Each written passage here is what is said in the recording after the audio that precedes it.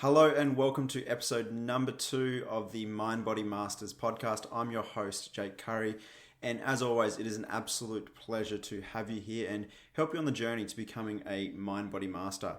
So today's episode is titled, Your Body Follows Your Mind. And so in this episode, we're going to dive in deep, looking at how stress and emotions, thoughts, perceptions influence our body, influence our physiology, and what you can do about that, how you can use that to your advantage to break free of some of the old patterns that have kept you stuck or sick. So stay tuned.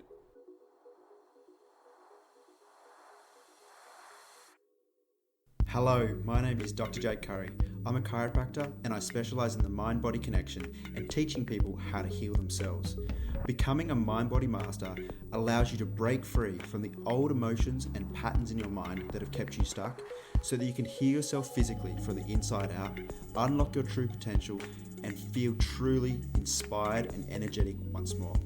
If you're ready to learn how to harness the healing powers of your mind and develop the tools to become emotionally bulletproof, well, stay tuned as we heal, grow, and evolve. Okay, so this is a topic that the ancients have known about forever. Pretty much every single culture, ancient culture, understands that disease starts first in the mind.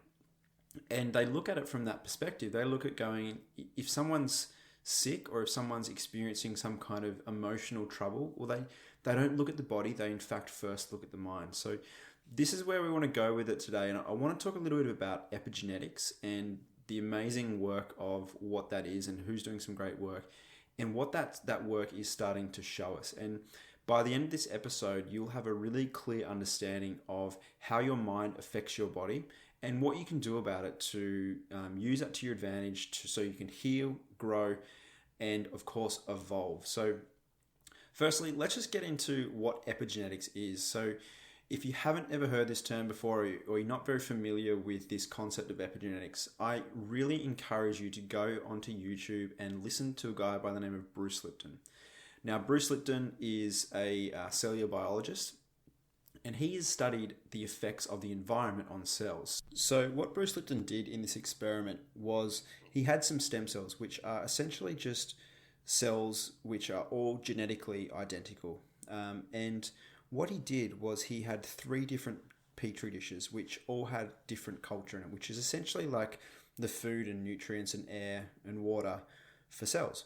And so what he did is he placed the genetically identical stem cells in each of the separate cultures or different petri dishes. And what he found is that the stem cells in one petri dish produced muscle cells, the cells in another petri dish produced bone cells, and the cells in the third petri dish produced fat cells.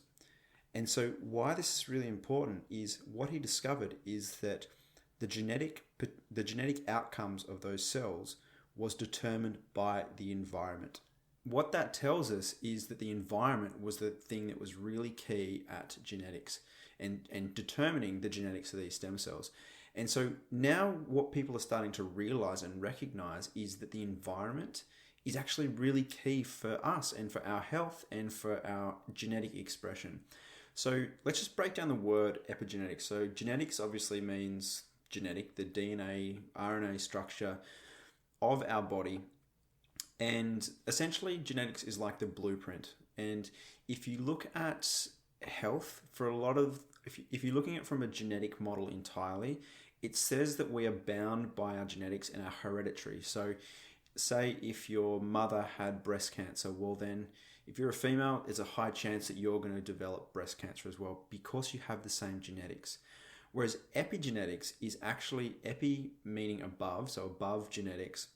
Epigenetic looks at how, okay, well, you might have the genes for breast cancer, say, but it doesn't necessarily mean that you're going to develop the condition and symptoms of breast cancer. What's really important to determine if you're going to develop breast cancer is not whether you have the genetic makeup for that, but what the environment is. And your environment is actually going to determine if those genes stay dormant and don't switch on, or if those genes are in fact going to switch on and start creating a breast cancer, for example. And by the way, this podcast is not meant to be medical information or any kind of diagnosis or anything like that. So don't use anything that I say here in terms of a replacement for a diagnosis or a replacement for what you're currently doing medically. This is simply just to give you a whole new perspective, and you don't necessarily have to take it and implement everything I say straight away, but just start looking at things from a whole new place. So I just thought I'd get that out of the road just from one of the first episodes to let you know that this isn't medical advice. So yeah, Bruce Lipton talks about how epigenetics is actually the key, and the environment actually plays a key role in our health. And he proved this with the stem cells, the stem cell experiments he did. By determining what environment he put those stem cells in would determine what they would become. So the same is true with the human body. And for a long time, we've looked at health as from a really small, narrow perspective in terms of if someone's sick, well then mechanically there must be something wrong with their body. There must be some kind of chemical imbalance or something of that nature at a cellular level, changes at the cellular level, which are governing the disease or problem in the body. And this is probably quite a Newtonian way of thinking in terms of this has this cause and this has this effect. So epigenetics is looking at things from a more quantum perspective in terms of how the environment is actually causing things to adapt and change to create various diseases or expressions or whatever you want to call that.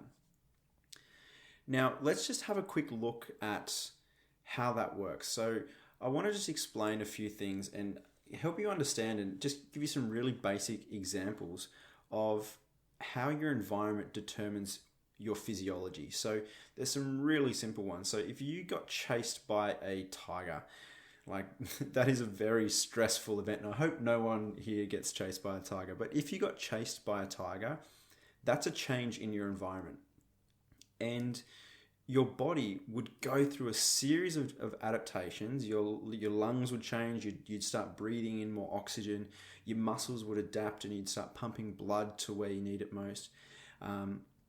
You would start to produce a heap of adrenaline, a heap of cortisol, and these are really smart adaptations made by the body in response to the change in the environment. And all of those things help you escape from the potential danger. So what I'm getting at here is the tiger in this example is the environment. And what's happening at a cellular level, so adrenaline and cortisol being produced, changes in your digestive system. So no one's going to be bothering to digest their lunch if they're being chased by a tiger. The body's going to be like, hell no, that we haven't got time for that. We need to escape this tiger. We'll digest lunch if we survive. So changes to digestion, changes in the circulation like I described before. So all of these things would not have occurred had you not been chased by a tiger, had the environment not changed. And so your body has created all these smart adaptations to help you cope, which is, when you look at it from that perspective, it is really, really cool. And this is the first little paradigm shift that I hope that I can plant a seed for and will eventually grow for you, is understanding that your body doesn't make mistakes. Everything that it does is designed to help you cope with a stressful environment, help you adapt to changes in your environment. And this is a really cool thing to look at. And it makes a lot of sense in animals and nature. And actually the next episode that we go into, I'm going to talk a little bit more about how changes in the environment affect or are occurring with animals and plants, because it's really easy to understand, and then you can apply that same understanding to the human body. So a couple of examples again. And the other thing I want to explain to you today is that the brain doesn't know the difference between real stress or perceived stress. So what I mean by that is your body will respond exactly the same way if you are literally being chased by a tiger or if you're just worried about being chased by a tiger. So your body does not know the difference. And I'm going to give you some examples of that in a minute for some practical application. So as I said, the brain doesn't know the difference. So I want you to imagine a time. I've got two examples for you. And the first one is, imagine you're at high school and you're doing your first ever public speech. So it might be for a school presentation or something along those lines. I know when I did my first ever presentation, I was packing it in. I was super nervous, super stressed about what people would think of me. Was I going to miss some words and forget things? All those normal things about doing a presentation. And by the way, public speaking is one of the world's biggest fears. So I'm sure a lot of you out there can actually resonate with the fear of doing a public speech. So doing the speech, you'd notice some physiological changes in your body. You'd start maybe sweating, your hands would get all clammy. You might feel really like fight or flight response going on through your body. So this is another example of how a change in the environment, in this instance doing a public presentation, causes your body to physiologically adapt to help you cope. So that's really, really cool. But then at the same time, if I said, hey, I want you to imagine right now in 10 minutes you have to do a public presentation. And it's like, although you're not doing the public presentation, your body will respond in exactly the same way. I'm sure a lot of people would freak out at the thought of that. So that's a really good example. But my favorite example by far is a lemon. So if you're not driving, I want you just to close your eyes for a minute, or if you're not walking or you don't need something where you need to keep your eyes open and pay attention, I want you just to imagine a lemon. And I want you to imagine going into your fridge and opening the fridge door, and inside on the top shelf is a lemon. I want you to imagine yourself grabbing that lemon and taking it over to your cutting board. And before you cut it, I just want you to bring the lemon to your nose and have a big smell. I want you to smell what that lemon smells like. So imagine taking a big whiff of that lemon and smelling all that beautiful citrusy smell. Now I want you to place that lemon back on the cutting board, and I want you to slice it straight down the middle. And I want you to imagine seeing the juices come out of the lemon and the splashes of citrus coming out of the skin, and the smell actually starts to intensify. And now what I want you to do is I want you to imagine getting that lemon and putting it to your mouth and taking a big, big bite. All right, if you had your eyes closed, you can open them back up. Now, if you're like most people, when you think of a lemon and smell a lemon and imagine yourself cutting it, your body will actually respond physiologically. So you'll actually, my lips are a bit kind of tingly. I can feel my salivary glands kind of producing some saliva in preparation for the sour lemon that's about to enter. So if you're like most people, you probably notice that you experience that change in your body. And so this is what I'm talking about, is there was no lemon. There was absolutely no lemon anywhere. It was in your imagination, but your body responded as if it was a real lemon and you were taking a bite of a real lemon. And what that shows us is when the body responds to changes in the environment, to stresses, it doesn't matter if it's real or just perceived or imagined. And so this is where I want to go with you in terms of some practical applications for this. So often we experience stressful events in our life, and in that situation of a stressful event, our body's adapting and changing to help us cope, which is great. But the thing is, being humans, we have the ability to continue to ruminate and think about problems. And for a lot of people, when they've experienced stressful events, it might be 10 years later and they still haven't processed it. They're still feeling the same fear. They're still feeling the same anger. They're still feeling the same guilt. They're still feeling all of the old emotions that go along with it. And when this happens, this is when we get stuck in either chronic illness, so our bodies are chronically adapting to an imaginary stress that's not really there, or we get stuck emotionally in terms of our behavior and in terms of our thinking. And it's really hard to break that loop. And so one of the key things to breaking that loop is to first understand and create awareness around, well, what is it that I'm imagining as stressful in my environment? So if you're one of the people out there that's stuck in chronic illness and you've had maybe a pain physically for years and years and years, or you've got some kind of chronic IBS or a chronic skin condition or whatever it might be, those kind of things, and this is particularly applicable for people that have gone down the medical model and they've tried everything and everyone's kind of scratching their head and not really sure why your body still hasn't got any better. Well, this is where you can start looking down this and go, what is something that I'm potentially imagining, or some fear that I'm getting into or worrying about in the future? Or where is it in my past that I still am holding on to resentment or anger or things like that? And look at that, because what's actually occurring when you are in that state, your body will be responding physiologically in your, like, at a cellular level, as if that event was actually happening, as if you're being chased by that tiger or by that lion.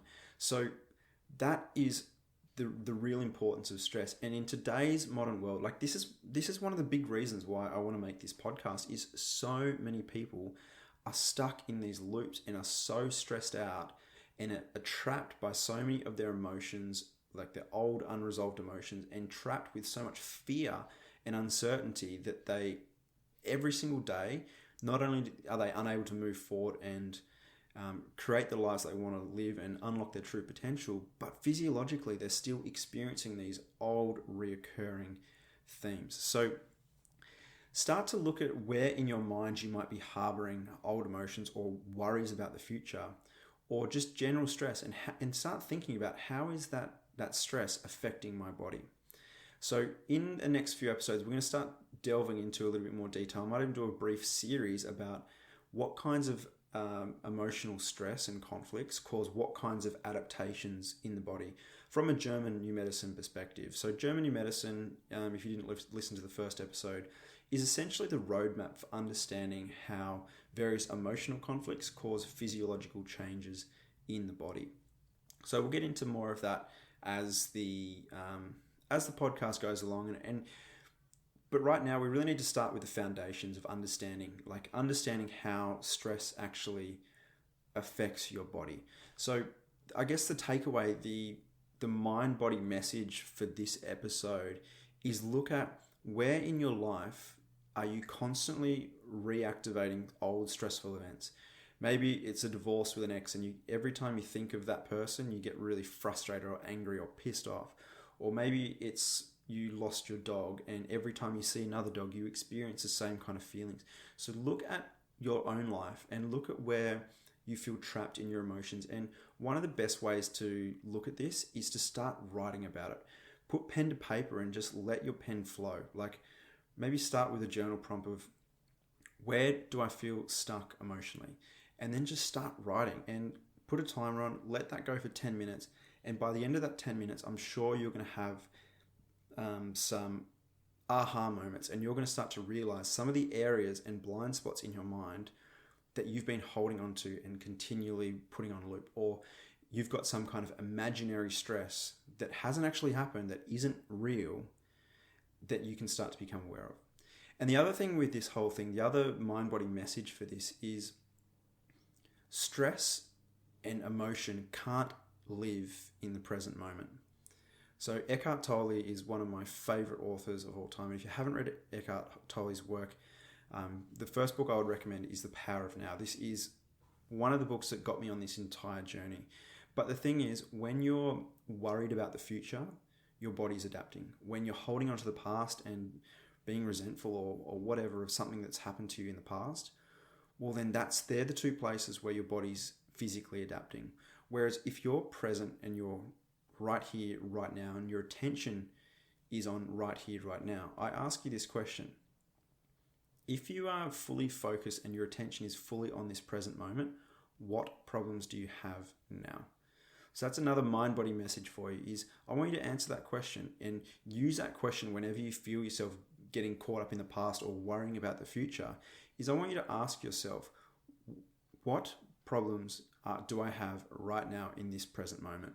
And just sit with that question and see where you come out of it. Because the more time you can occupy in that space of the present moment, the less your body will be physically adapting to imaginary stress or old unresolved emotions. So I hope you found this episode really practical and useful, and start looking at those journal prompts and start asking yourself those questions when you feel yourself getting into that. So now in the next episode, we're going to look at health in terms of a biological understanding. We're going to look at we're going to dive a bit more deeply into how stress affects the body and look at that from a collective perspective. And I'm going to give you some real life examples of plants and animals, which are going to make this really easy to understand, because as I said, I want to plant some seeds for you, and these seeds I want to germinate and help you grow into a new perspective.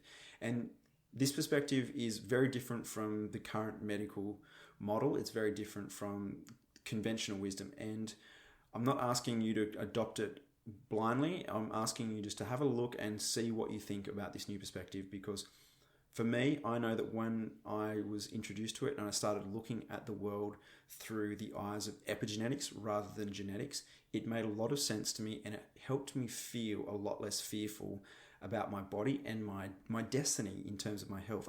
I'm no longer worried about contracting some kind of hereditary disease, because I know that the environment is the key. So that's what I wish for you as well. Part of becoming a mind-body master is about being fearless and not being worried about what's going on with your body, because you're empowered and you understand how your body responds to stress. So thank you very much for listening to this one. Stay tuned for episode 3, which will be all about ecosystems and animals and health, and give you a further understanding about how stress and emotions affect your body.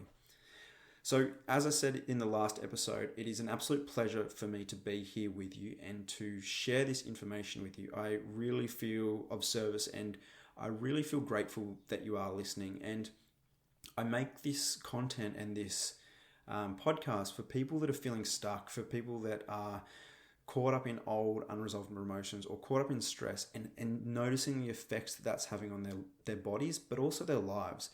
And so I feel that this message can really help those people break free of those old patterns and break free from those glass ceilings that are really keeping people trapped and stuck. So if you find that this message is going to resonate with someone like that, please, I ask you to share it with them, because you know what, it might just be the thing that starts them on the journey to freedom and the journey to experiencing better health, the journey to experiencing more freedom and inner peace. And I want that for everyone. I hope you do too, because when the world is a beautiful place like that, well, when people in the world are like that, well, the world's going to be a beautiful place. So I hope you can help me join in that, mission to make the world a better place by helping people take control of their bodies and to really, really transform themselves. So again, thank you very much for listening. Thank you for wanting to become a mind-body master, and I look forward to talking to you in the next episode.